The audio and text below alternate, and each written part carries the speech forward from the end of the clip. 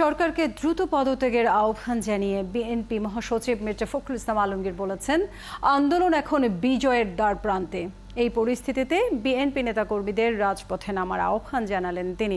পেশাজীবী সাংবাদিক, শিল্পী সহ যারা এই আন্দোলনে সমর্থন দিয়েছেন তাদের সবার প্রতি ধন্যবাদ জানিয়েছেন ফখরুল। আরও জানাচ্ছেন শফিক আহমেদ।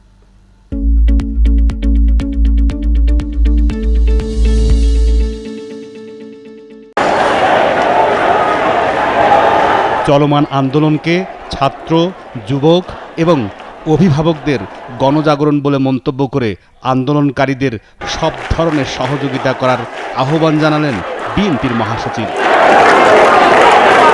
এই আন্দোলন বিজয়ের দ্বার প্রান্তে এমন দাবি করে সারা দেশে বিএনপি নেতাকর্মীদের রাজপথে নেমে আসার আহ্বান জানান তিনি। আমরা আরও বেশি দৃঢ়তার সঙ্গে বলতে চাই যে ছাত্রদের এই যৌক্তিক আন্দোলন, এই আন্দোলনে আমাদের শুধু সমর্থন নয়, আমাদের সর্ব রকমের সহযোগিতা সহমত তাদের সঙ্গে থাকবে।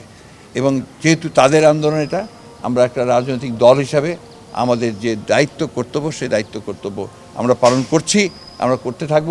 এবং আমাদের সমস্ত দেশের সকল নেতাকর্মীকেও আমরা এই আহ্বান জানাতে চাই যে ছাত্রদের এই যৌক্তিক আন্দোলনে সকলের সর্বাত্মক সহযোগিতা প্রদান করা।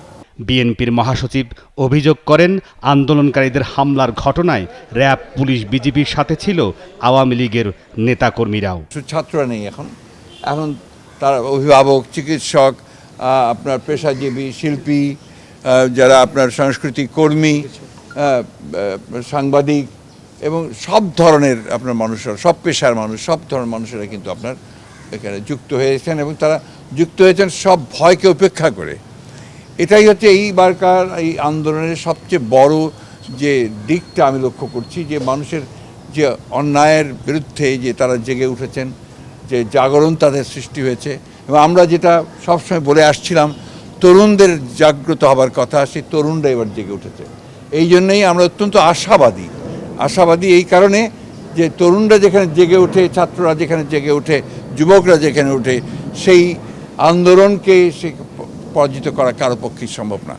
আজকে এই ভয়াবহ দানবীয় যে ফ্যাসিস্ট সরকার, তারা যেভাবে হত্যা করেছে আমাদের সন্তানদেরকে, এটা অবর্ণনীয়, ভাষায় বর্ণনা করা যায় না। শত শত ছাত্রকে তারা হত্যা করেছে।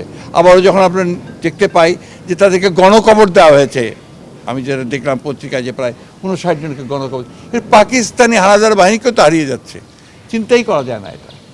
আমি মনে করি যে আপনার এই আন্দোলন তার বিজয়ের দ্বার প্রান্তে এসে গেছে এবং বিশ্বাস করি ইনশাআল্লাহ এই জনগণের বিজয় অবশ্যই হবে, ছাত্রদের বিজয় অবশ্যই হবে।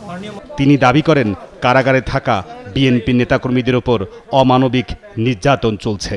গণদাবির কাছে নথি স্বীকার করে দ্রুত সরকারকে পদত্যাগ করার দাবি জানান মির্জা ফখরুল ইসলাম আলমগীর। এবং তার যে অসুস্থ মানুষ, বয়স্ক মানুষ, খান ভাই, খসরু ভাই দুজনেরই বড় বড় অসুখ আছে, তাদের ওষুধগুলো তারা ঠিকমতো পাঠাতে পারছেন না। এমনকি ইনসুলিন, যে সেই ইনসুলিনও তারা সঠিকভাবে পাঠাতে পারেন না।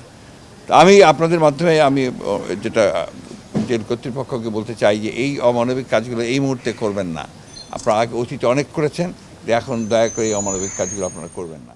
শফিক আহমেদ, ৭১, ঢাকা। আমি বলবো যে একটা